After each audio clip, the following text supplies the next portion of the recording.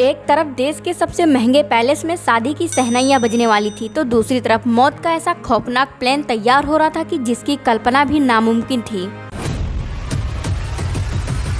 पुणे के कंस्ट्रक्शन व्यापारी का बेटा केतन अग्रवाल और मसाला व्यवसाय की बेटी सिया गोयल का रिश्ता तय हुआ था। 25 नवंबर को जयपुर में होने वाली इस रॉयल वेडिंग का बजट 17 करोड़ था। देश विदेश के मेहमानों के लिए 2 प्राइवेट जेट बुक थे, लेकिन नई जिंदगी की शुरुआत से पहले ही 18 जून को लोनावाला के ऐतिहासिक लोहागढ़ किले से केतन अग्रवाल की 400 फीट गहरी खाई में गिरने से मौत हो गई।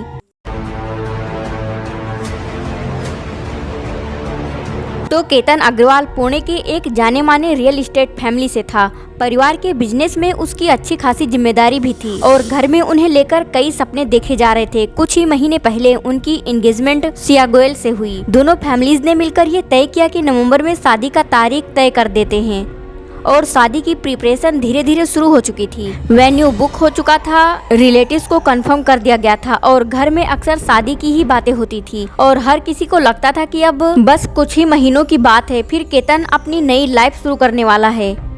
जिंदगी की सबसे अजीब बात यही होती है कि कई बार सबसे बड़ी घटनाएं उसी ही दिन होती हैं जो बिल्कुल नॉर्मल तरीके से शुरू होता है। 18 जून भी वही तारीख थी। केतन और सिया लोहागढ़ किले घूमने के प्लान से गए। पहाड़, ठंडी हवा और बारिश से पहले का मौसम पुणे के लोगों के लिए ये जगह हमेशा से फेवरेट रही है और रास्ते में दूसरे टूरिस्ट की तरह वो भी धीरे धीरे ऊपर बढ़ रहे थे। कहीं आसपास रुककर नजारा देख रहे थे, कहीं फोटो ले रहे थे और कहीं बस बैठकर बातें। उस समय उन्हें देखकर किसी को भी ऐसा नहीं लग सकता था कि अगले कुछ घंटों में कितना कुछ बदल जाएगा। और दोपहर के वक्त अचानक उस किले पर अफरा तफरी मच गई।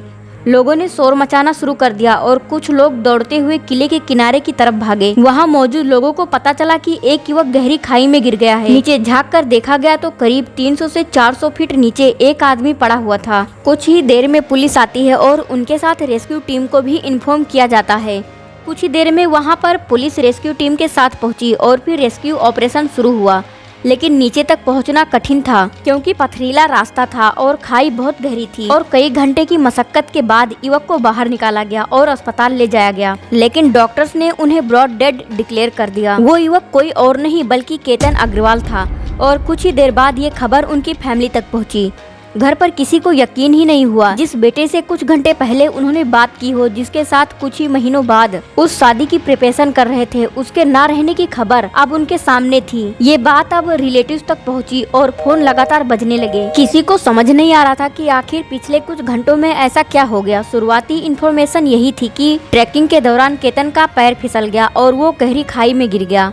और एक्चुअली पहाड़ों पर इस तरह के एक्सीडेंट होते रहते हैं, इसलिए पहली नज़र में किसी ने इस एक्सीडेंट को उस तरह ही देखा। पुलिस ने भी अपनी शुरुआती कार्रवाई में दुर्घटना मानकर जांच शुरू की। घटना स्थल का निरीक्षण किया और जरूरी बयान लिए गए और उसके बाद जो जानकारी उस समय सामने आई थी उसके आधार पर यही माना गया कि यह एक दर्दनाक हादसा था। अगले दिन केतन का अंतिम संस्कार कर दिया गया।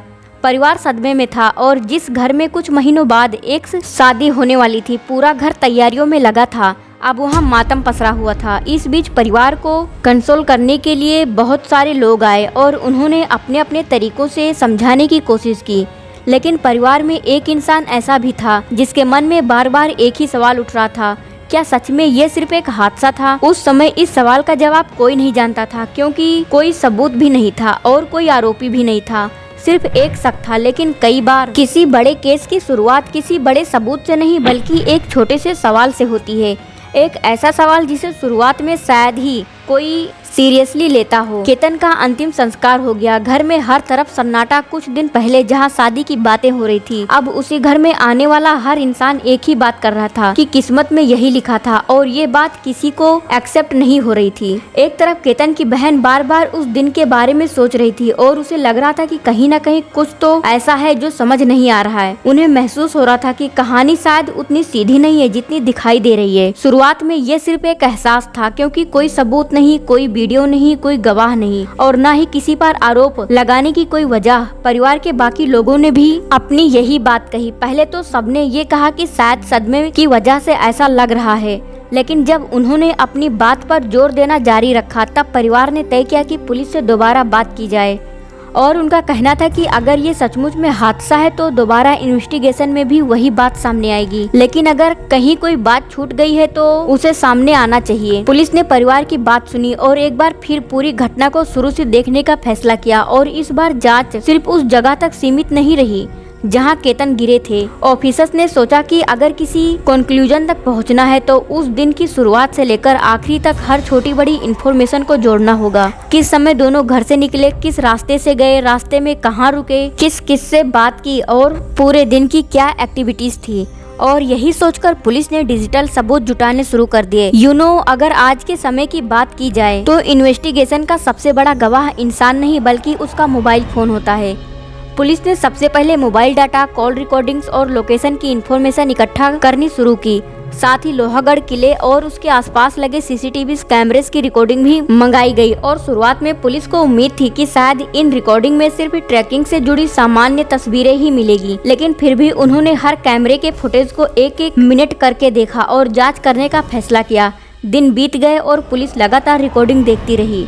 ये काफी बड़ी फुटेज थी और इसमें लोग लगातार बदल रहे थे, घूम रहे थे, वापस जा रहे थे, लेकिन इस दौरान एक छोटी सी बात ने इन्वेस्टिगेशन ऑफिसर्स का ध्यान अपनी तरफ खींच लिया और इस बीच सीसीटीवी की फुटेज देखते हुए पुलिस की नजर एक ऐसे शख्स पर पड़ी जिसने पूरे केस की दिशा को बदलना शुरू कर दिया। उस समय किसी को उसका नाम नहीं पता था, कोई नहीं जानता था कि वो वहाँ क्यों है, लेकिन एक बात जरूर थी, जून की गर्मी में उस आदमी ने जो पहन रखा था उसने इन्वेस्टिगेटिंग ऑफिसर को रुककर फुटेज दोबारा देखने पर मजबूर कर दिया कि एक आदमी हुडी पहनकर घूम रहा है। पहली नजर में ये कोई बड़ी बात नहीं लगती, कोई भी सोच सकता है कि किसी ने अपने कपड़े अपनी पसंद से पहने होंगे, लेकिन पुलिस को ये बात अजीब लगी कि इतनी गर्मी में हुडी पहनकर घूमना आम बात नहीं है। उस शख्स की रिकॉर्डिंग अलग की गई और उसकी मूवमेंट को दूसरे कैमरों से जोड़ना शुरू किया गया। पुलिस का दावा है कि ये वही व्यक्ति है जो बाद में चेतन चौधरी निकला।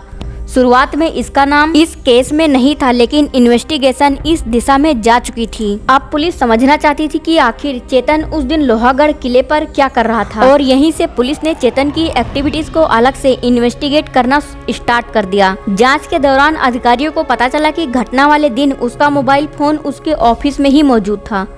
पुलिस का आरोप है कि ऐसा उसने इसलिए किया ताकि उसकी असली लोकेशन को वो छुपा सके, लेकिन सिर्फ मोबाइल फोन ऑफिस में छोड़ देने से पूरी कहानी नहीं छुपती। रास्ते में लगे कैमरे ये बयां कर रहे थे कि वो अलग अलग जगह घूम रहा था और इसके साथ ही दूसरे डिजिटल सबूत भी धीरे धीरे एक दूसरे से जुड़ रहे थे। इन्वेस्टिगेशन टीम को लगने लगा कि जिस व्यक्ति को शुरुआत में इस केस से कोई लेने देना नहीं माना जा रहा था, शायद वही इस पूरी कहानी की सबसे अहम कड़ी है। और इसके बाद पुलिस ने सिया गोयल और चेतन चौधरी के बीच बातचीत का रिकॉर्डिंग निकाल लिया। इन्वेस्टिगेशन के मुताबिक दोनों के बीच पिछले कुछ महीनों में यानी 2004 से फोन कॉल्स हुई थी और दोनों ने करीब 238 घंटे तक बातचीत की। और इतना लंबा कन्वर्सेशन देखकर पुलिस ने दोनों के रिश्ते की दिशा में जांच शुरू कर दी। पुलिस का कहना है कि सिर्फ कॉल की संख्या किसी अपराध का सबूत नहीं होती, लेकिन जब वही रिकॉर्ड दूसरे डिजिटल सबूतों के साथ मिलते हैं तो उनकी अहमियत बढ़ जाती है। अब पुलिस के सामने सवाल सिर्फ ये नहीं था कि केतन कैसे गिरा,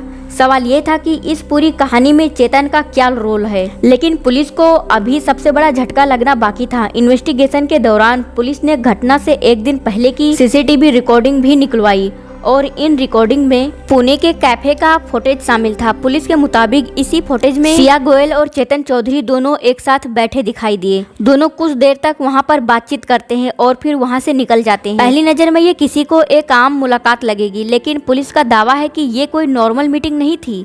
इन्वेस्टिगेटिव पुलिस के मुताबिक इसी मुलाकात के दौरान अगले दिन लोहागढ़ किले जाने की कथित योजना पर डिस्कशन हुआ। यही वजह है कि उस कैफे का सीसीटीवी फुटेज इस पूरे केस में सबसे अहम सबूतों में शामिल किया गया। हालांकि ये पुलिस का आरोप है और इन आरोपों पर अंतिम फैसला अदालत को करना है। अब तक पुलिस के सामने कई ऐसी कड़ियां जुड़ चुकी थी जो एक दूसरे से मेल खाती दिखाई दे रही थी। लगातार महीनों तक बातचीत और उसके बाद घटना से एक दिन पहले कैफे में वो मुलाकात, ये अपने आप में ही सीरियस है। लेकिन पुलिस का कहना था कि जब इन सबको एक साथ रखा गया तब इस केस की तस्वीर पूरी तरह बदलने लगी। इसी दौरान पूछताछ और टेक्निकल इन्वेस्टिगेशन में कुछ और इन्फॉर्मेशन सामने आई। पुलिस का दावा है कि लोहागढ़ की घटना से पहले भी केतन को नुकसान पहुंचाने के अटेम्प्ट किए गए, लेकिन वो सक्सेसफुल नहीं हो सके। इन घटनाओं की जांच होती है और पता लगाया जाता है तो ये मामला सिर्फ 18 जून को लोहागढ़ किला पर हुई घटना तक सीमित नहीं है। पुलिस का मानना था कि अगर उनकी थ्योरी सही है तो इस कहानी की शुरुआत कई हफ्ते पहले शुरू हो चुकी थी और यहीं से इस केस का सबसे चौंकाने वाला हिस्सा सामने आना शुरू हुआ। अब तक पुलिस के सामने कई ऐसे सबूत आ चुके थे जिनकी वजह से इस मामले की दिशा पूरी तरीके से बदल चुकी थी। पुलिस को अब ये भी समझना था कि अगर उनकी थ्योरी सही है तो आखिर इसकी वजह क्या थी। आखिर ऐसा क्या हुआ कि कुछ ही महीनों में शादी करने जा रहे दो लोगों का रिश्ता इस मुकाम तक पहुंच गया। इन्वेस्टिगेशन के दौरान पुलिस ने दोनों आरोपियों से लंबी पूछताछ की और इस दौरान ऑफिसर्स के सामने एक घटनाक्रम सामने आया जिसने इस केस को और गंभीर बनाया। पुलिस ने यह दावा किया कि लोहागढ़ किला वाली घटना से पहले भी केतन पर अटेम्प्ट किए गए जो सफल नहीं हुए, जिसमें एक बात सामने आई कि एक बार सांप से जुड़ी ये कहानी भी है जिसे पुलिस अब इस मामले में संदर्भ में देख रही है। इसके अलावा पुलिस ने ये भी कहा कि पहले की कुछ और प्लानिंग सक्सेसफुल नहीं हुई पर आखिरकार लोहागढ़ किला वाला प्लान बनाया गया और वो एग्जीक्यूट हो गया। इन सभी दावों की पुष्टि अभी अदालत में होनी बाकी है और बचाव पक्ष में अपनी बात रखने का पूरा अधिकार है। इन्वेस्टिगेशन आगे बढ़ी और पुलिस ने यह दावा किया है कि सिया गोयल शादी को लेकर पूरी तरीके से कंफर्टेबल नहीं थी, वो श्योर नहीं थी और कुछ मीडिया रिपोर्ट्स में ये भी सामने आया कि शादी से पहले बैकग्राउंड चेक कराने की बात हुई थी। पुलिस ने इन सभी बातों को संभावित मकसद से जोड़कर देख रही है। हालांकि इन पहलुओं पर अब भी अंतिम सच अदालत की सुनवाई के बाद ही सामने आएगा। फिलहाल ये सभी बातें पुलिस की जांच का हिस्सा है और इस पूरे मामले में एक और दिलचस्प मोड़ तब आया जब पूछताछ के दौरान दोनों आरोपियों के बयान सामने आने लगे। पुलिस का कहना है कि दोनों ने कई बातों में एक दूसरे को रिस्पॉन्सिबल ठहराने की कोशिश की है। जिस कहानी को पुलिस एक साझा साजिश मान रही थी उसी कहानी में दोनों पक्ष अपनी अपनी भूमिका कम और दूसरे की भूमिका ज्यादा बताने लगे। इन्वेस्टिगेटिंग ऑफिसर के लिए ये भी एक अहम हिस्सा था क्योंकि अब इन्हें हर बयान को डिजिटल सबूतों और सीसीटीवी रिकॉर्डिंग से मिलाकर देखना है। उधर केतन का परिवार लगातार यही कह रहा है कि अगर उन्होंने शुरुआत में सवाल नहीं उठाए होते तो शायद ये मामला हमेशा के लिए एक हादसा बनकर बंद कर दिया गया होता। वहीं दूसरी ओर सिया के परिवार ने भी मीडिया के सामने कहा है कि हम कानून को अपना काम करने देंगे और जो भी सच होगा वो अदालत में सामने आएगा। दोनों परिवारों की जिंदगी इस घटना के बाद पूरी तरह बदल चुकी है। इस केस में भी पुलिस अपनी चार्जशीट और सबूतों के आधार पर अपनी कहानी अदालत के सामने रखेगी। और जैसे कि सिया गोयल ने पुलिस के पूछताछ में शायद ये भी बयान दिया है कि केतन तोतला था, धीरे धीरे उसके सर के ऊपर के हिस्से वाले बाल कम हो रहे थे, यानी कि वो गंजा हो रहा था। लेकिन सवाल ये है कि क्या किसी की शक्ल, बाल या शारीरिक बदलाव किसी इंसान की जान से ज्यादा कीमती हो सकते हैं? अगर उसने ये सच में यही कारण ठहराया है तो उससे बड़ी बेवकूफ कोई हो ही नहीं सकता। उसका माइंडसेट कितना छोटा है ये सोचने वाली बात है। आजकल बाल कम है, कल वजन बढ़ सकता है, पर इंसान की कीमत उसके रूप से नहीं बल्कि उसके व्यक्तित्व और व्यवहार से होती है। लेकिन इस कलयुग में केवल शारीरिक बनावट की ही पहचान है, न कि एक सच्चे इंसान की। आप अपनी राय जरूर देना और सब्सक्राइब भी कर लेना।